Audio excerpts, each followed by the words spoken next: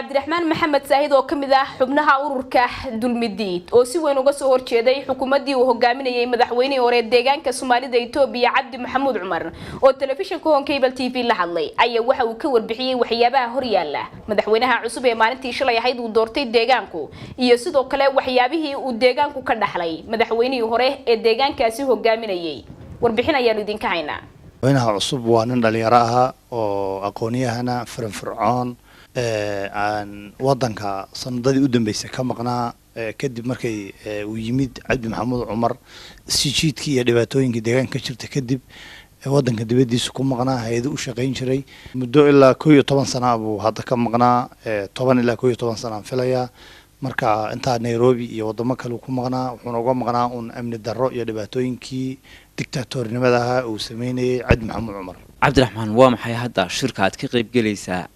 uu ra'iisul wasaaraha Itoobiya uu in hogaaminayo? walaal waa shir lagaga hadli doono mustaqbalka deegaanka oo isugu imanayaan garaadada ugaasiyada wabarada aqooniyahanka ganacsatada iyo qaybo badan oo deegaanka kamid ah siyaasiyiinta oo ah waxgaradka deegaanka si looga hadlo dhibaatooyinka deegaanka ka jira sanadadii u dambeysay laguna qanciyo dadka shacabka loona sheego isbedelka jira ee Itoobiya ka socda ama ka hana qaaday. Cabdiraxmaan bal ka waran hadii aynu eegno dhanka kale rabshadaha ka dhacay intii isbedelkani ka qabsoomayay dawladda deegaanka bal ka waran dadkii geystay iyagu dambiyadii ka dhacay deegaanka laga yaabo in lug ay ku lahaayeen rabshadihii halkaas ka dhacay. walaal dhibaatooyin badan baa deegaanka ka dhacay tan kaliya ma ahayn tani waxyaalaha kamid ka ahayd dhowr iyo 10 sano u dambeysay deegaanka dhibaatooyin badan baa ka jiray rashbada badan baa ka jiray dad badan baa naftoodii ku waayay dad badan baa noloshoodii ama ku waayay ama xabsi ku dhintay marka waxaan isleenahay dadkaasi maxkamadda ama sharciga cadaaladda ee cusub ee la sameyn doono maadaama wax cadaalad ka jirin iyo siyaasiyiinta deegaanka odayaasha ayaa ka wada hadli doona wixii laga yeeli lahaa waxaan anigu aan aaminsanahay qaybo badan oo kamid ah in cafis la isu sameyn doono laga wada xaajoon doono qaybo kamid ah kulli sharciga in la horgeeyo kama fursan doonto laakiin waxaan ku baaqaynaa ummadda inta badan in cafis la isu sameeyo si aan ummadda isugu soo jiidno cafis isu sameeyno dhammaan ummadda deegaanka Soomaalida Itoobiya ayaan hawshaas rabnaa inaanu ka wada qayb qaadano. ma u malaynaysaa isbedelkani hadda imika ka curtay dawladda deegaanka in uu dadkii dhibanaa uu u noqon doono fursad? ها walaal ummadan qarniga u dambeysay dhibaato ku jirtay dad aan wax baranin ama aan base ka ummadda ka imanin ayaa inta badan ummadda u iman jiray dadku hadda inay tashadaan aqoonyahanka isu yimaadaan caga jugleen ay dhamaatay caburis ay dhamaatay ayaan aaminsanahay marka si dadkani ay u wada hadlaan isugu yimaadaan u tashadaan ay diyaar yihiin ninkan cusub laftiisu isbedel buu ku yimid isbedelka uu ku yimid ayaan rajaynaynaa inuu ku shaqeyn doono isaga laftiisa dhibaatadan soo arkay isaga laftiisa caburis soo arkay isaga laftiisa xaaladan dhibaatooyinkeeda in badan ka warqaba marka waxaan isleeyahay maadaama uu isagu caburis ku imanin uu dimuqraadiyad iyo isbedel ku yimid inii uu isbedel badan deegaanka uu keeni doono deegaanka shacabkuna ay bislaadeen caburis dambe iyo cid dambe oo caaga juglaysanayna u dulqaadan doonin Cabdi Maxamuud Cumar ciid kama caburis badnayn shacabku iyaga iska riday iyaga jiiday marka cid dambe oo caburisa uma dulqaadan doonaan wayna ka ilbaxeen waqtiga shacabka deegaanka Soomaalida caaga juglayn iyo caburis iyo dil loogu hanjabi jiray dhimasho way soo arkeen marka waxaan leenahay shacabka deegaanka Soomaalida sidii aad qaabka horumar deegaanka iyo nabadgelyo ugu sameyn lahaydeen idinkuna u soo jeedsada wahagaag waxa sheegtay caburin badan iyo caaga juglayn badan inay ka jirtay dawladda deegaanka hore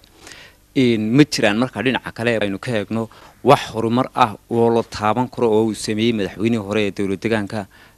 Cabdi Maxamuud Cumar. walaal madaxweynihii deegaanka hore Cabdi Maxamuud Cumar waxyaalaha uu caanka ku ahaa caburis dil bob ayay ahayd wax macno leh oo badan uu sameyn kara uu sameeyay ma jirto kulli nin 11 sano haystay wuu jira waxyaalaha aan macno badan lahayn laakiin dhaqaalihii deegaanka uu haystay iyo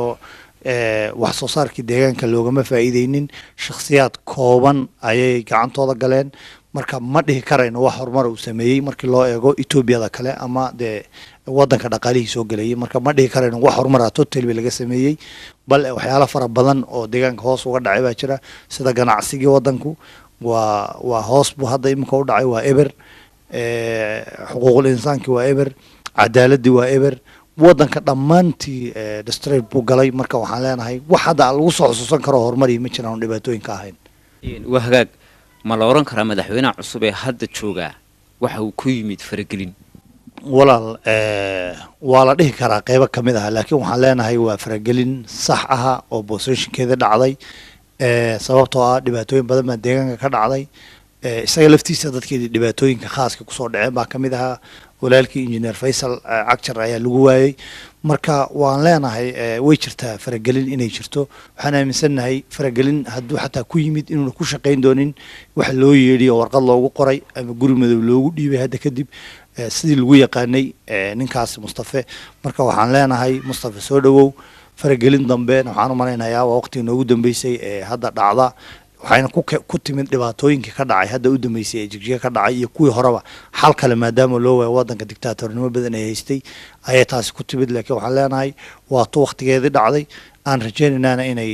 wanaag noqon doonto faragelintan hadda iyo tu dambana ayna dhici doonin waan u baahnayn isbedelkaas nin dhalinyaro ah oo aan systemkii hore la soo shaqaynin buu yahay systemkii horena waxaan ka codsanayaa dhalinyaro fara badan baa jirta oo iyagu laftoodu cabursanaa inuu Mustafa uu la sii shaqeeyo oo una maamulkii hore iyo systemkii hore una wada tirtirin maadaama dadku way dad caburis iyo dhibaato ku jira ahaayeen madaxweynaha cusubna intaasan ka codsanayaa shacabka dhammaan Soomaalida meel walba ay joogaan waxaan ka codsanaynaa inay la shaqeeyaan dowladda Soomaalidu isku wada xidhan tahay